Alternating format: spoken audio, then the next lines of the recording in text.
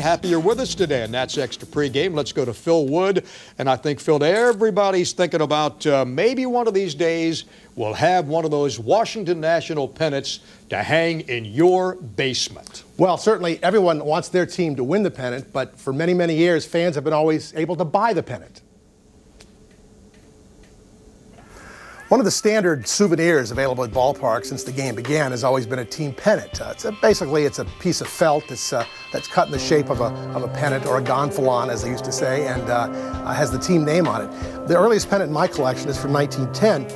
It says Washington American League BBC. BBC stood for Baseball Club, as if it might be something else, with a picture of a fielder on the pennant.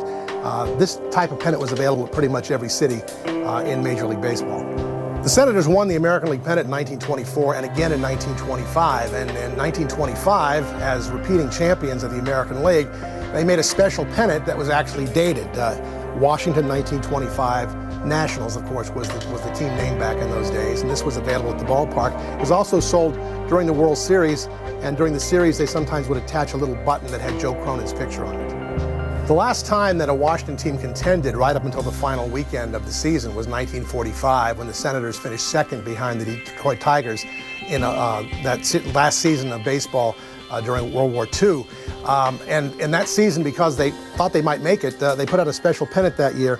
It said Washington Nationals and had everyone's name on the team, and including their uniform number. The only guy who's missing a uniform number is pitcher Dick White here on the bottom. I don't know why they left his number off there. He wasn't very good. Perhaps it was some form of punishment. But anyway, this pennant occasionally shows up in the area at flea markets and baseball card shows. Maybe the most unusual Washington pennant in my collection is this pennant from the late 1970s. It says Washington Giants.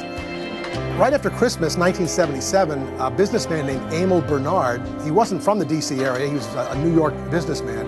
He held a press conference at the D.C. Armory to announce that he was buying the San Francisco Giants and moving them to Washington. Well, unfortunately, he hadn't actually made the offer to the Giants yet, and the Giants later informed him that the club really wasn't for sale. But at that press conference, he had made up several Washington Giants pennants and attached them to the table behind which he was sitting. And I managed to snag one, feeling like I'd have the first one in town. Apparently now it's the only one in town.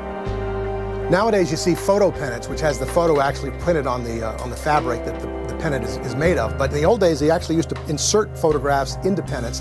This is a 1964 Senators team picture, which is part of a pennant that was available at the ballpark for only a really limited time. These pennants are very, very hard to find now. They later did it again in 1970, but those are the only two photo pennants that the Senators ever did back in the old days.